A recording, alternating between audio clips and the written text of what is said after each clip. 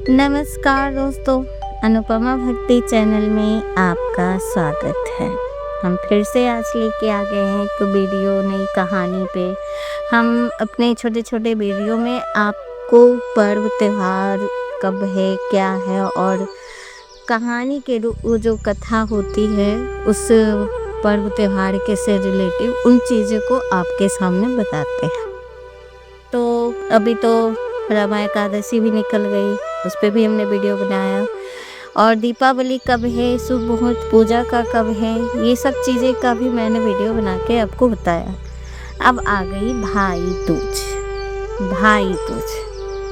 भाई बहन के अटूट प्रेम और बंधन का महत्व है जो दीपावली के बाद मनाया जाता है।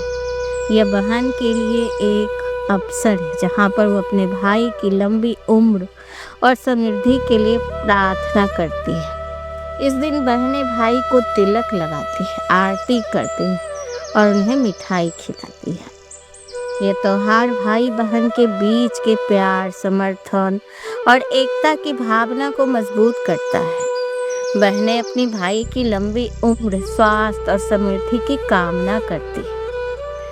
पौराणिक कथा के अनुसार इस दिन देवी यमुना ने अपने भाई यमराज को तिलक लगाकर उनकी आरती की थी, जिसके बाद वे परंपरा चली आ रही है।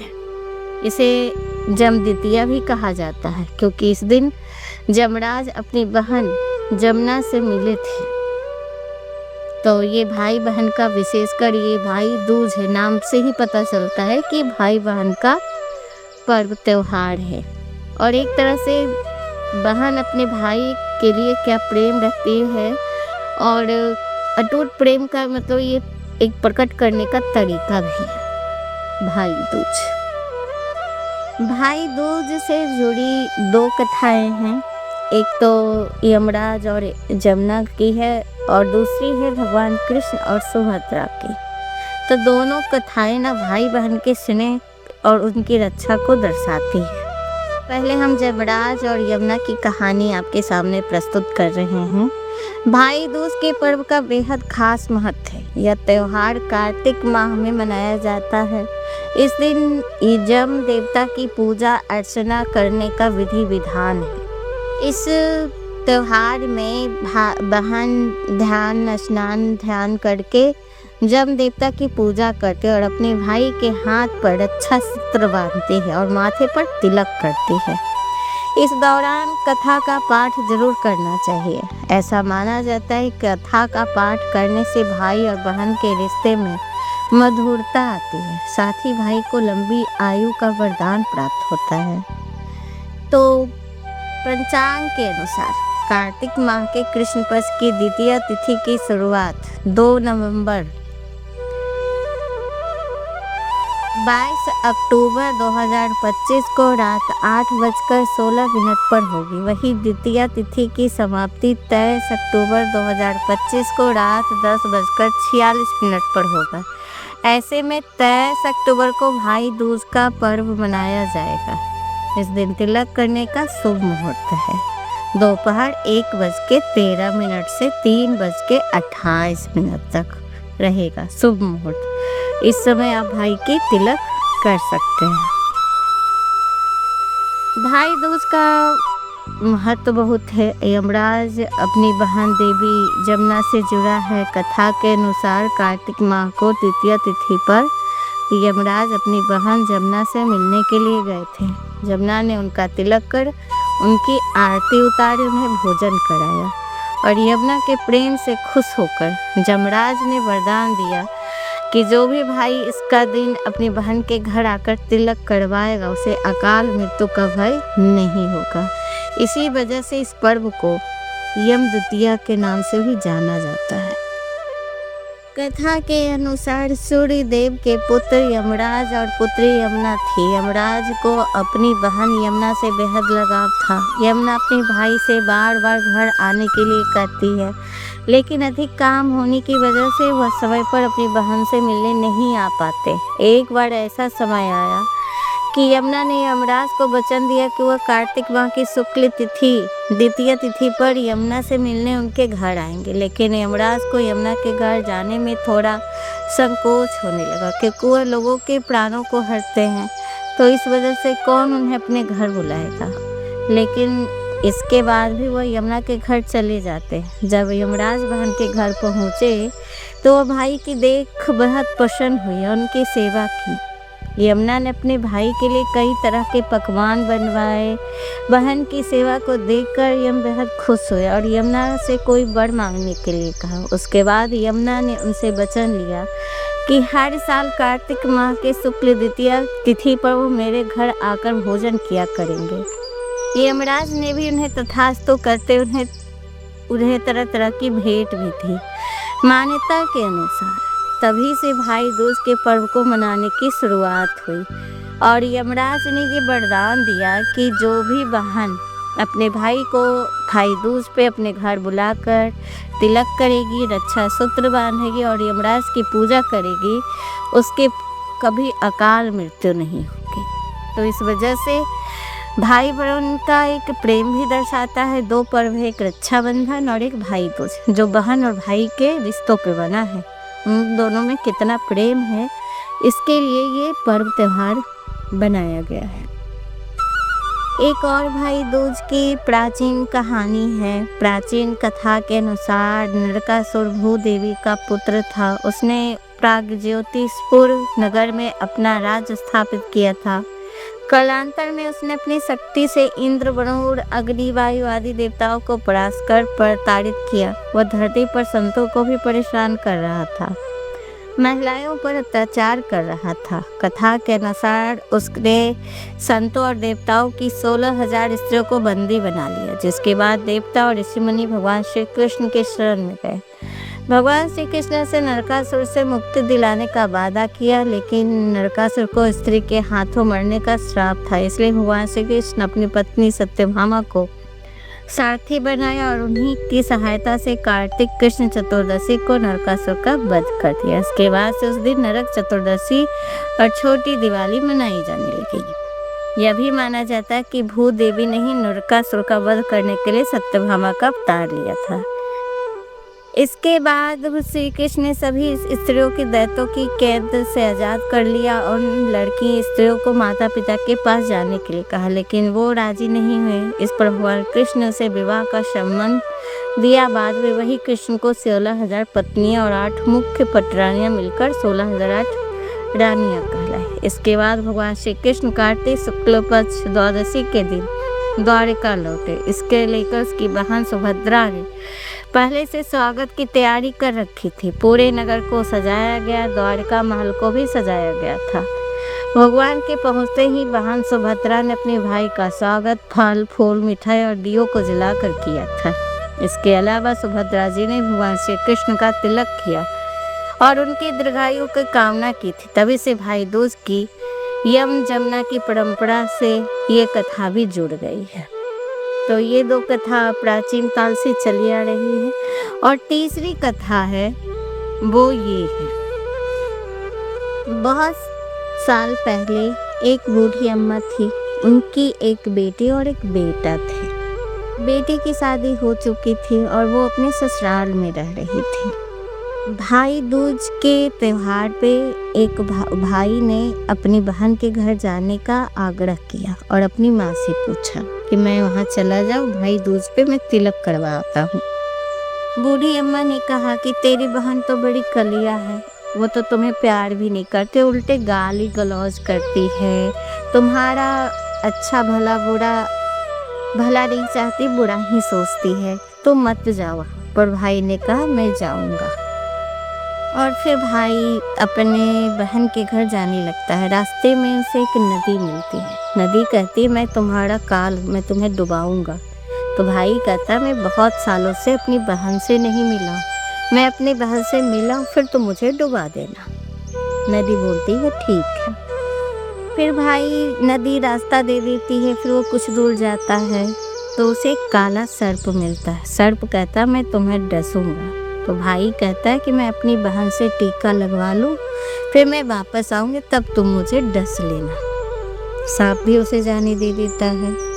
कुछ दूर आगे चलने पे भाई को एक शेर मिलता है। शेर कहता है मैं तुम्हें खाऊंगा। तो भाई कहता है मैं अपनी बहन से पहले टीका लगवा लूँ, मिलाऊं, फिर आने वक्त आऊँगा, जब लौटते वक्त तो मुझे खा लेना। शेर भी उसे जाने देता है। फिर भाई अपनी बहन के घर पहुँचता है। वो कहता है, आवाज़ लगाता है कि देख बहन, 7 कोस दूर से तिलक लगाने तेरा भाई आया है। बहन उस समय सूत काट रही होती है और उस समय उसका सूत बीच से ही टूट जाता है। ऐसी मान्यता थी कि अगर बीच से सूत काट जाए तो बहन का इकलौता अगर भाई हो तो जब तक सूत बंध ना जाए दोबारा, तब तक वो बोलती नहीं है, चुप रहती है। इसलिए भाई बार बार आवाज़ दे रहा था और बहन आवाज़ का उत्तर नहीं दे रही थी। वो सूत जोड़ने में लगी हुई थी। तब भाई सोचता है कि मुझ जैसे गरीब से बहन बात नहीं करना चाहती है। माँ सही कहती थी, मुझे यहाँ नहीं आना चाहिए था। ऐसा भाई सोचने लगता है।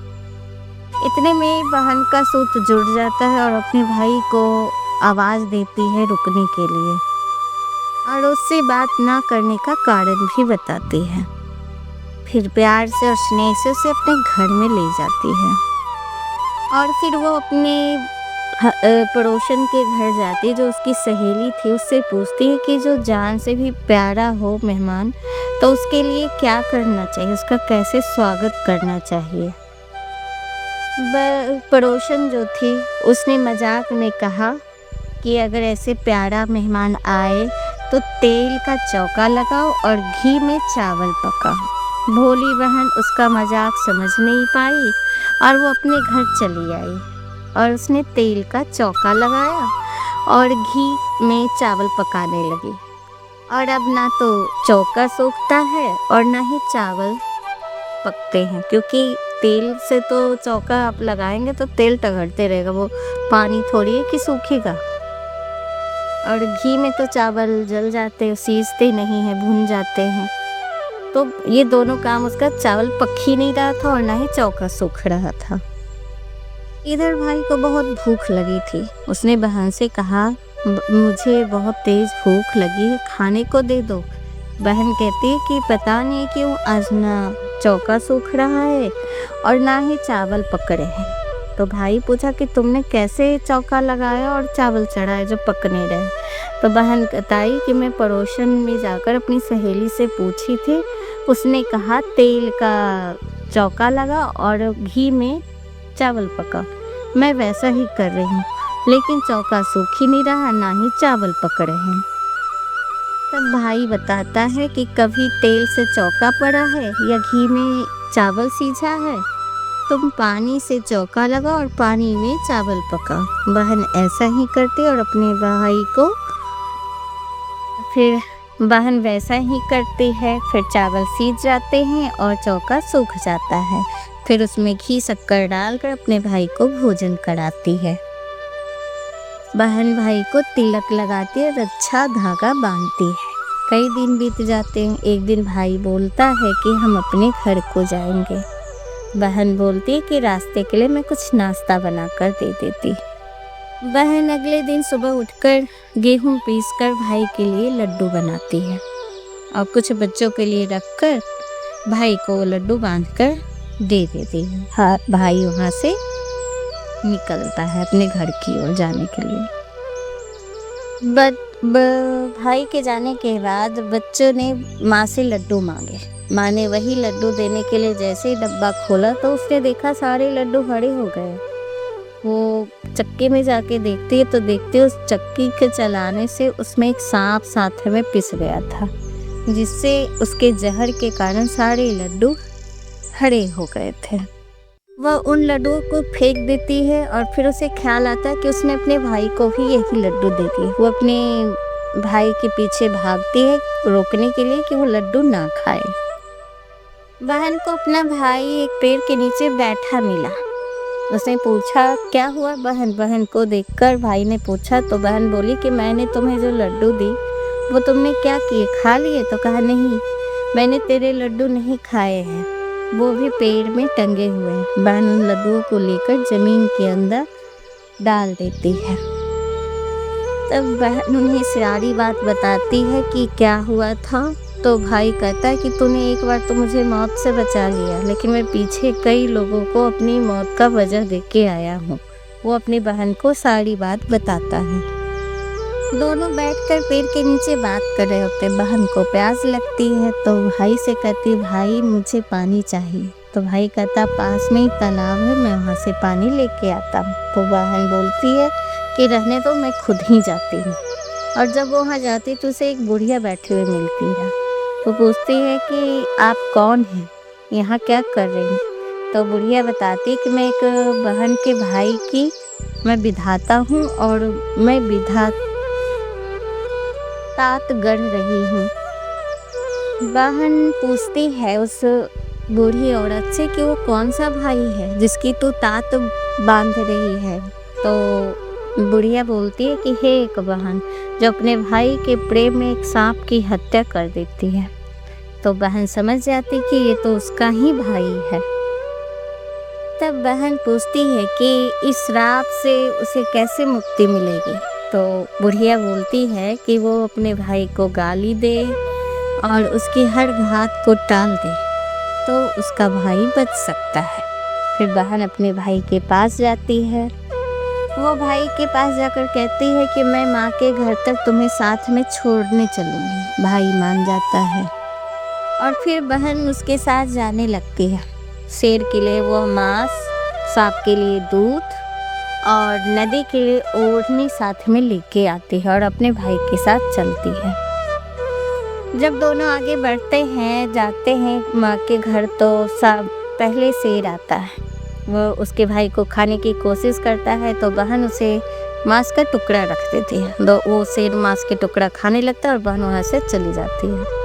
बहन भाई थोड़ी दूर आगे जाते हैं तो उन्हें सांप मिलता है। सांप को वो दूध पिला दे देते हैं और सांप दूध पीने लगता है। वो भी उन दोनों को छोड़ देता है। फिर नदी जब भाई को डुबाने लगता है तो वो ओढ़नी डाल देती है, जिससे नदी खुश होकर भाई को रास्ता दे देती है। फिर दोनों अपने घर पहुंच जाते हैं। बेटे को देखकर माँ बहुत खुश हो जाती है, पर उसी समय बहन अपने भाई को गाली देने लगती है। फिर माँ कहती है कि तू कलिया बहन को क्यों ले आया? तो भाई कहता है कि पहले तो बहन अच्छी थी, पता नहीं इसको क्या हो गया है, क्यों गाली दे रही है। फिर कुछ ही समय बाद भाई का रिश्ता आता है। सब कहते हैं कि बहन कलिया ज़रूर है, गाली देती है, पर भाग्यवान है, इसके आने से इसके रिश्ते आए।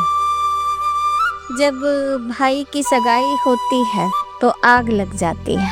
बहन को तो पता ही था कि भाई का घात है, इसलिए जल्दी से पानी डाल देती है, आग बुझा देती है। हर समय बहन भाई के साथ ही रहती थी, हर विध में, हर समय। जब भाई को बारात के लिए सजाकर भेजा जा रहा था बाहर, तो बहन कहती है इसकी निकासी क्यों कर रहे हो, मेरी करो, इसे पीछे के दरवाजे से भेजो, मैं आगे के दरवाजे से जाऊंगी, निकलूंगी। और हर काम में बहन आगे रहती थी। बहन जैसे ही ऐसा बोलती है, आगे का दरवाज़ा टूटकर गिर जाता है। सब कहते लगते हैं कि बहन भले ही कलिया है, लेकिन हर समय अपने भाई की जान बचा रही है। और जब शादी होती है और घर आते हैं वर वधू, तो बहन कहती मैं भी इसी कमरे में सोऊंगी।